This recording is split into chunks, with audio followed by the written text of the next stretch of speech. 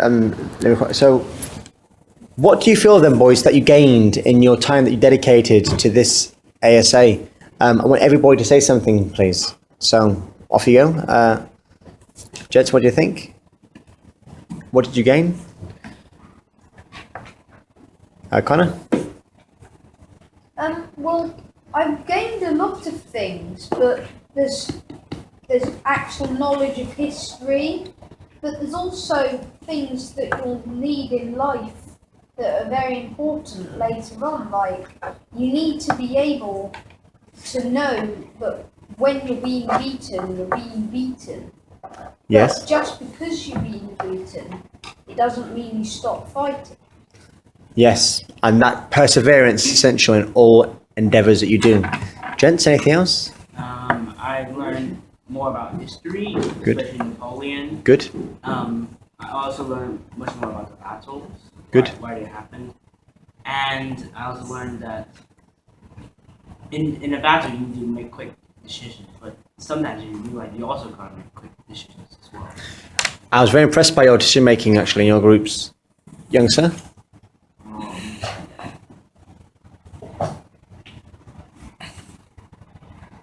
Anybody else? I just want to say, like, same as Connor, quick decision making, and also don't give up when you feel like you lost. You have to keep going, and maybe you'll just make it. And I've learned more history, and more better strategy plan. Wonderful. A whole collection of skills that you feel you've gained there. Anybody else? I learned a lot about like making connection and being creative. Maybe you can just create all new ways to attack an enemy. And then think another way to attack. Maybe that will be very cool and weird, but you actually will win. Yeah, good. And actually, some of those unusual ways to attack an enemy really work. Now, one thing that I would say is that when I was in the top 10% in the world at Shogun 2 Total War, my army would comprise of the following. I would have 7 samurai units with katana, very, very good, strong morale. I would have probably between 3 to 2 very strong cavalry units, not weak ones, strong ones. I would have then 2 incredibly weak peasant bowmen. What I would then do is this. The peasant bowmen would then basically kind of march out somewhere and just fire arrows. They would kill hardly any people, but what are you going to do if some archers are killing off your men? What are you going to do about those peasant bowmen? Yeah, and I would basically put them away from my main army almost, okay? And even though it's obvious that the main part of my army was kind of marching, say, on the left flank, if my peasant bowman in the middle, on the right, they would send something to attack them.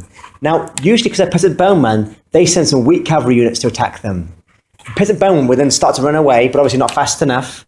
But what would happen, just before the cavalry got to my peasant bowman?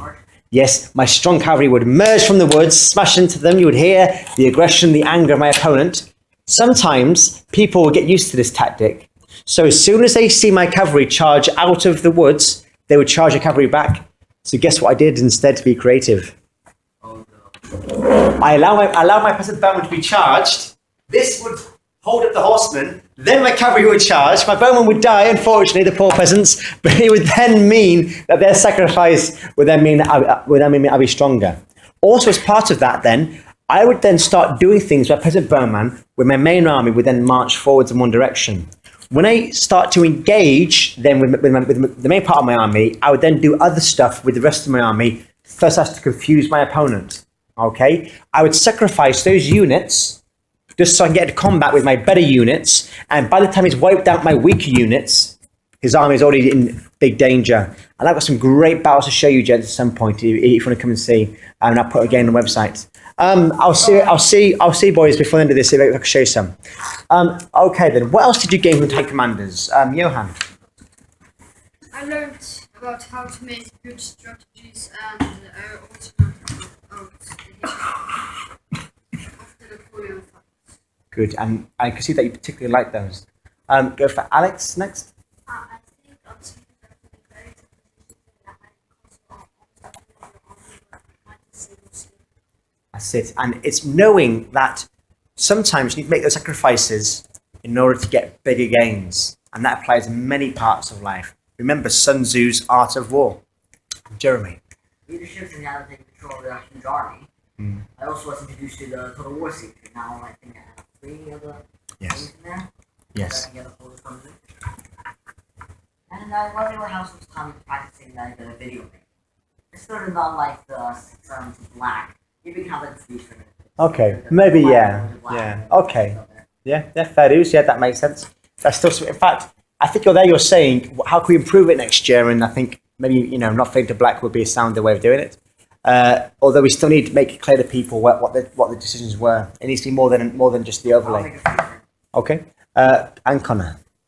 Well, I think we've all learned lots of things from the whole Time Commander's experience, and not just things that you'll do sitting on a computer, Yes. but valuable life lessons.